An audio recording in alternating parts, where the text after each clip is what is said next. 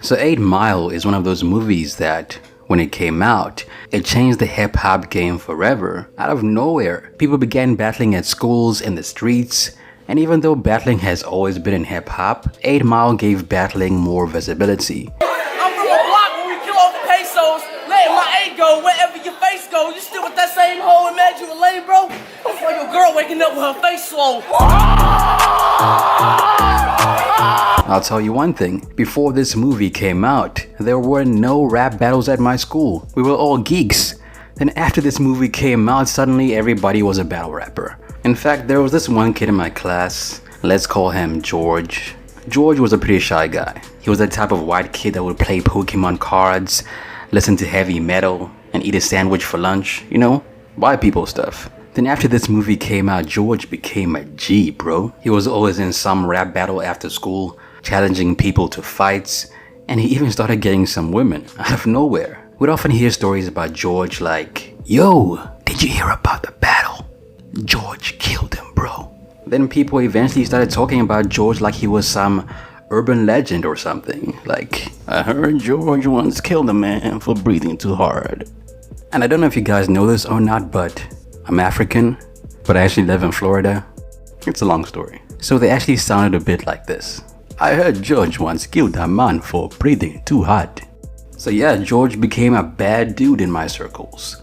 Bad dude. But now George works at the mall.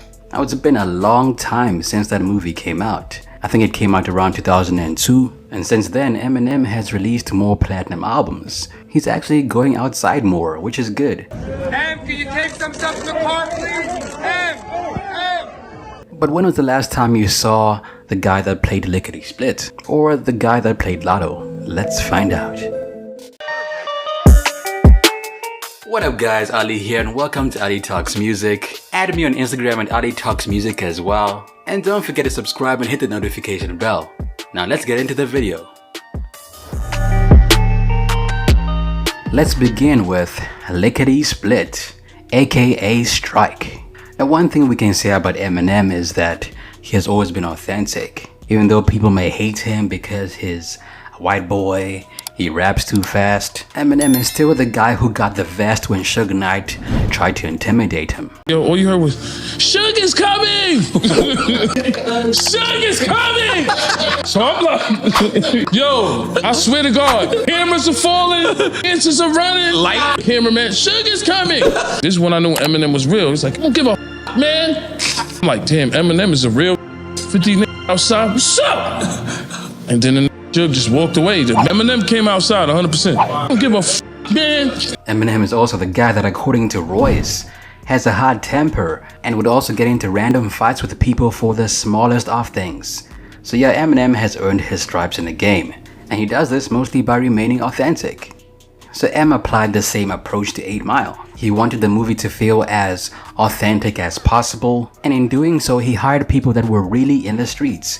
You know, real rappers like Lyckety Split, aka Strike.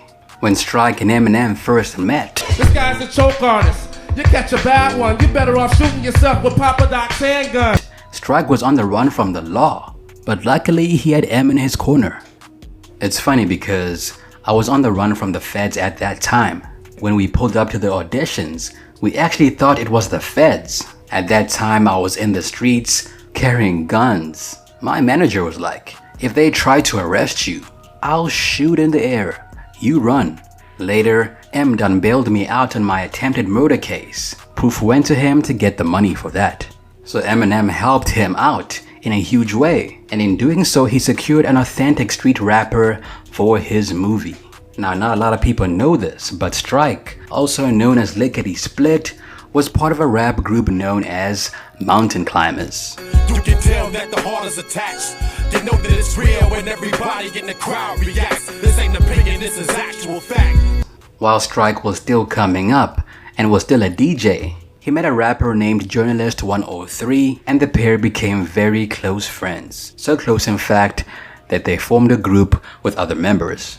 Now despite being in a group and pursuing a rap career, 8 Mile is the thing that blew Strike up. That movie did amazing things for Strike's career, and Lyckety Split became a name that everybody knew.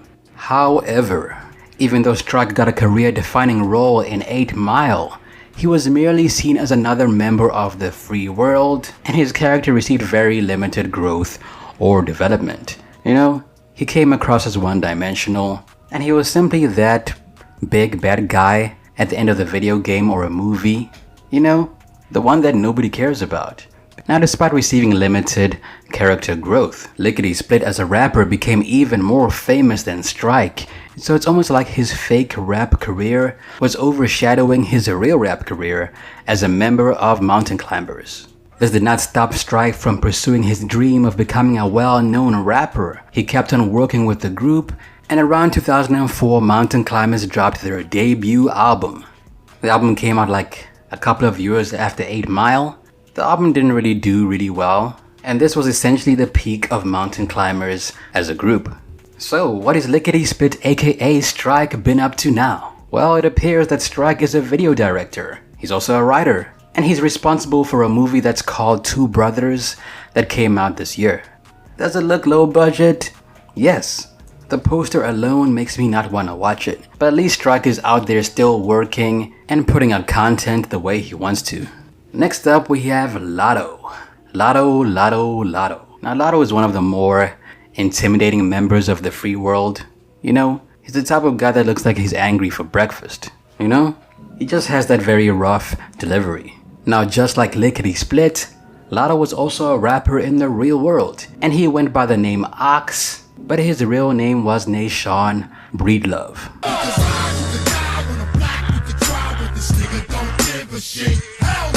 Before 8 Mile, Ox was trying to make it big in the music industry, and one of his tracks ended up in the 2001 soundtrack for the film The Wash.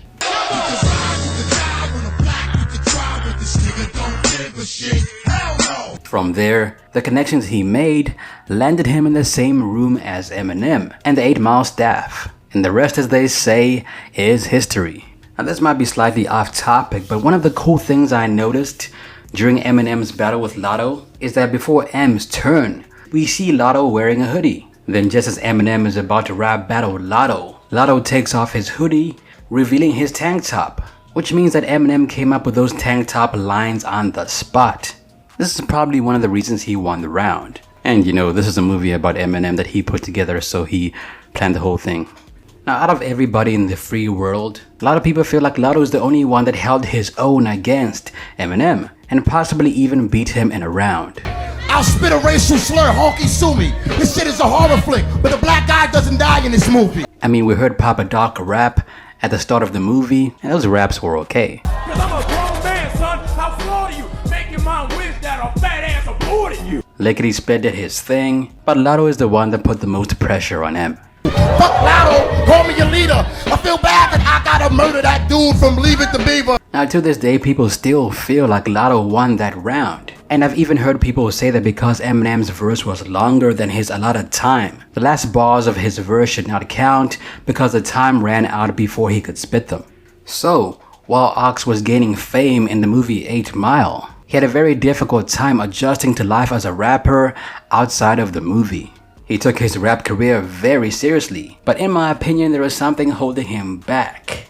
You know, if you actually sit down and listen to Ox's music, you'll notice one thing.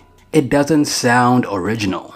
It sounded like he was trying to do his best Busta Rhymes impression. So essentially, Ox became known as a Busta Rhymes clone in a time where mimicry was looked down upon, and he was never truly able to escape the flip mode rapper's shadow. Now, in a very tragic turn of events, this year, Nashawn Breedlove, aka Ox, aka Lotto, passed away. And his mother went on Facebook to share her sentiments about what happened. And you can clearly tell that she was trying to be strong, but she was hurting. So, when Lotto, or should I say Nashawn Breedlove, passed away, a lot of credible news sources began printing headlines like, Nashawn Breedlove passes away. R.I.P. to Nashawn Breedlove. And this made me think. It took Nashawn Breedlove being dead for the papers to actually print something about him. This is essentially one of the saddest parts about hip-hop, you know? Because sometimes people will only appreciate you when you're gone. So essentially, Lotto and Lyckety Split faced the same fate. They were both recruited by Eminem because they had that street vibe to them. They were rappers. and Eminem thought the movie would be more authentic with people like that on the team. However, after the movie ended, neither rapper was able to fully capture the vision they sought after. Being Lotto and Lyckety Split was their biggest role in entertainment, and it essentially overshadowed their career. Now it's a shame that Nashawn Breedlove passed away, because out of all the members of the free world, he seemed like the most talented rapper. So, RIP to Nashawn Breedlove. Lyckety Split is making movies now, so don't expect a debut album from him anytime soon. That's it for me, it's your boy Ali. What happened to these two members of 8 Mile in your opinion? Let me know down below. Also add me on Instagram at Ali Talks Music. Till next time, peace.